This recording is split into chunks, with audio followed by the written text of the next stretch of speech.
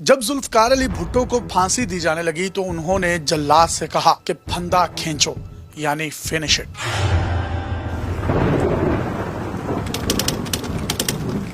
4 अप्रैल 1979 को जुल्फकार अली भुट्टो को रात 2 बजे रावलपिंडी की सेंट्रल जेल में फांसी पर लटका दिया गया। उनको रावलपिंडी जेल के जनाना हिस्से में एक 7 बाय 10 फुट की काल कोठरी में रखा गया था। भुट्टो को एक पलंग, गद्दा, छोटी सी मेज और एक किताब रखने के लिए शेल्फ दी गई थी। बगल में एक छोटी सी कोठरी थी जहां उनके लिए एक कैदी खाना बनाता था। हर 10 दिन बाद वो कैदी बदल दिया जाता ताकि उसे भुट्टो के साथ उनसियत ना हो।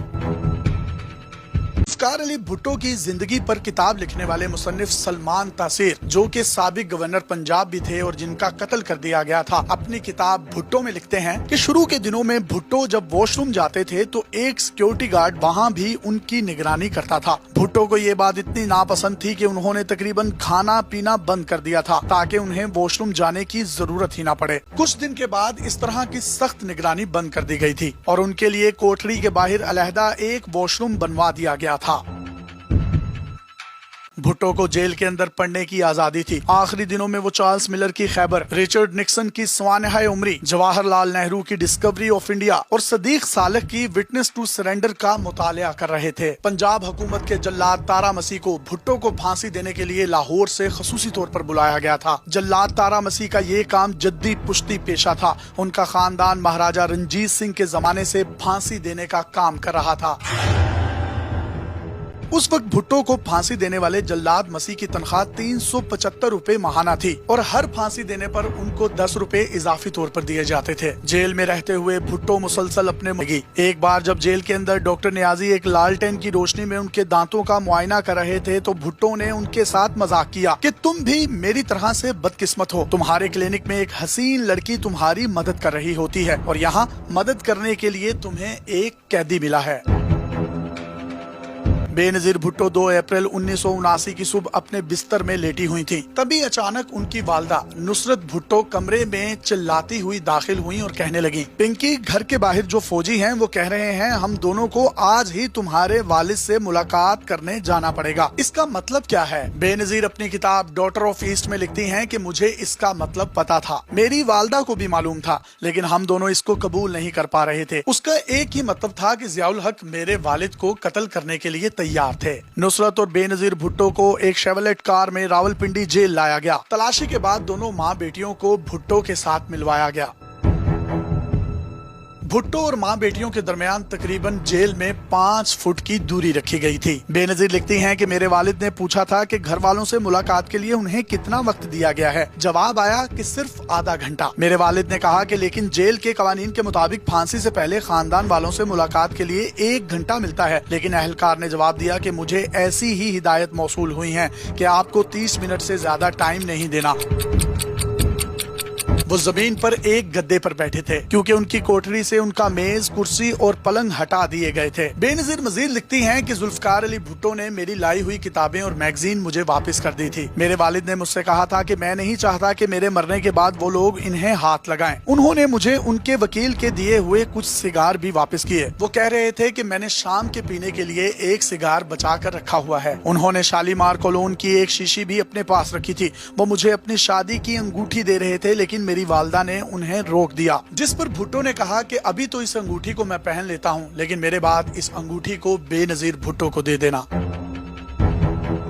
थोड़ी देर बाद जेलर ने आकर कहा कि मुलाकात का वक्त खत्म हो गया है। बेनजीर ने कहा कि कोठरी को खोलिए, मैं अपने वालिद को गले लगाना चाहती हूँ, लेकिन जेलर ने ऐसा करने की उन्हें इजाजत ना दी। बेनजीर मजीद लिखती हैं कि प्लीज, मेरे वालिद पाकिस्तान के मुंतखब वजीर आजम है और मैं उनकी बेटी हूँ। ये मेरी आखिरी मुलाकात है और मुझे उनको गले लगाने का हक है। लेकिन जेलर ने साफ इनकार कर दिया। मैंने कहा गुड बाय पापा। मेरी वालदा ने सलाखों के दरमियान हाथ बढ़ाकर मेरे वालिद के हाथ को छुआ। हम दोनों तेजी से बाहर की जानिब निकले। मैं पीछे मुड़कर देखना चाहती थी, लेकिन मेरी हिम्मत जवाब दे गई थी। जेल सुपरिटेंडेंट यार मोहम्मद ने उन्हें काला वारंट पढ़कर सुनाया, जिसे उन्होंने चुपचाप सुना। भुट्टो ने कोठरी के बाहर खड़े गार्ड को बुलाया और डिप्टी सुपरिटेंडेंट से कहा कि मरने के बाद मेरी घड़ी इसको दे दी जाए। 8:05 पर भुट्टो ने अपने हेल्पर अब्दुल रहमान से कॉफी लाने के लिए कहा। उन्होंने रहमान से कहा कि अगर मैंने तुम्हारे साथ कोई बदसलूकी की हो तो उसके लिए मुझे बराहे मेहरबानी माफ कर देना।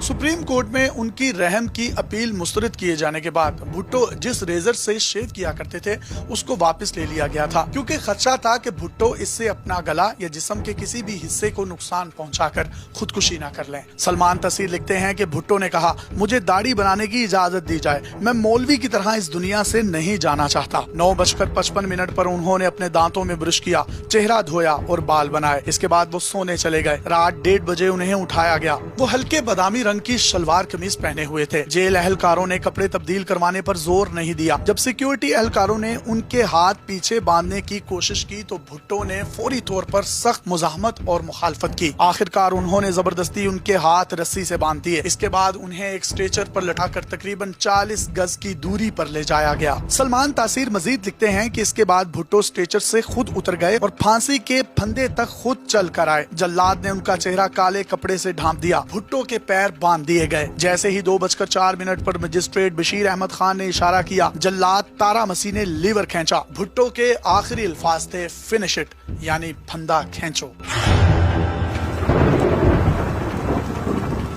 35 मिनट बाद भुट्टो के मुर्दा जिस्म को एक स्ट्रेचर पर रख दिया गया। इस जमाने में रावलपिंडी सेंट्रल जेल में खुफिया एहलकार रहे कर्नल रफीउद्दीन अपनी किताब में लिखते हैं, थोड़ी देर बाद एक खुफिया एजेंसी के एक फोटोग्राफर ने आकर भुट्टो के प्राइवेट पार्ट्स की फोटो उतारी। हुकूमत इस बात की तस्दीक करना चाहती थी कि आया भुट्टो के खतने भी हुए हैं या नहीं। तस्वीर उतारने के बाद इस बात में कोई शक नहीं रहा कि भुट्टो के खतने हुए थे। बाद में शयाम भाटिया ने अपनी किताब गुड बाय शहजादी में लिखा था कि बेनजीर ने उन्हें खुद बताया था कि भुट्टो को मौत के बाद भी इस बेइज्जती से गुजरना पड़ा था। बेनजीर अपनी किताब सुहानाए उमरी में लिखती हैं कि उनकी मां की तरफ से दी गई नींद की गोलियों के बावजूद बेनजीर भुट्टो 2 बजे उठ गई थी और बेनजीर भुट्टो जोर से चिल्लाई, नो नो, मेरी सांस रुक रही थी, जैसे किसी ने मेरे गले में फंदा पहना दिया हो, पापा पापा। बेनजीर भुट्टो के मुंह से बस यही निकल रहा था।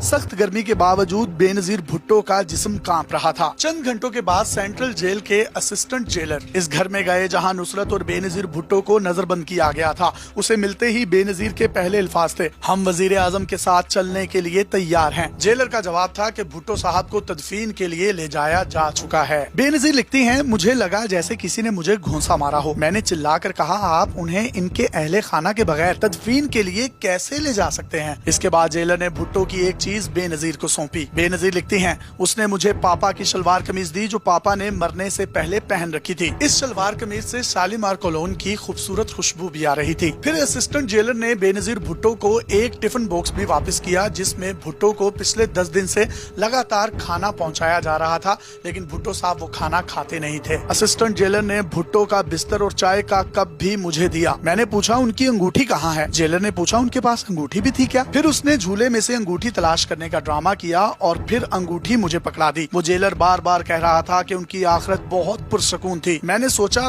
फांसी भी क्या कभी पुरसकून हो सकती है? बेनजीर भुट्टो के खानदान के मुलाजिम बशीर की नजर जैसे ही भुट्टो की शलवार कमीज पर पड़ी, वो चिल्लाने लगा, या अल्लाह या अल्लाह, उन्होंने हमारे साहब को मार दिया। बहुत से लोगों के माइंड में अभी तक ये सवाल चलते हैं कि जुल्फकार अली भुट्टो को फांसी आखिरकार क्यों दी गई थी, उन पर मुकदमा था क्या? ये बात आज भी बहुत सारे लोगों के इल्म में दुरुस्त तौर पर नहीं है। हुआ कुछ यूँ था कि 11 नवंबर को रुकन कौमी असम्बली अहमद रजा कसूरी लाहौर में अपने अहले खाना के साथ गाड़ी में जा रहे थे कि अचानक गाड़ी पर फायरिंग हुई जिससे उनके वालिद नवाब मोहम्मद अहमद खान जान बहक हो गए। अहमद रजा कसूरी की जानिब से मौक़िफ़ इख्तियार किया गया कि उनकी गाड़ी पर फायरिंग भुट्टो के कहने पर की गई है। भुट्टो ने एक बार कौमी असम्बली में मुझे धमकियां देते हुए कहा था कि अब खामोश हो जाओ, तुम्हें बहुत बर्दाश्त कर लिया, अब तुम्हें मजीद बर्दाश्त नहीं करेंगे। कसूरी ने FIR दर्ज करवाई। वो मार्शल्ला के नफाज तक चुप रहे, लेकिन मार्शल्ला लगते ही उन्होंने ये मामला दोबारा उठा दिया। बिलाखिर 24 अक्टूबर 1977 को लाहौर हाई कोर्ट में ये मामला जा पहुंचा, जहां मौलवी Mushtaq Hussain chief justice Lahore high court थे। 18 मार्च 1978 को लाहौर हाई कोर्ट ने जुल्फकार अली भुट्टो को इस मुकदमे में फांसी की सजा सुनाई, जिसके बाद भुट्टो के वकला ने सुप्रीम कोर्ट ऑफ पाकिस्तान में अपील दायर की। सुप्रीम कोर्ट के 7 जजेस थे, जिनमें से 4 ने इस फैसले को बरकरार रखा, जबकि 3 ने इस फैसले की मुखालफत की और इस तरह से 4-3 के फैसले से ये फैसला भुट्टो की फांसी की शक्ल में सामने आया। जुल्फकार अली भुट्टो कानून के मुताबिक उस वक्त के सदर जियाउल हक से रहम की अपील कर सकते थे, लेकिन उन्होंने अपील दायर नहीं की और इनकार कर दिया, जिसके बाद 4 अप्रैल को भुट्टो को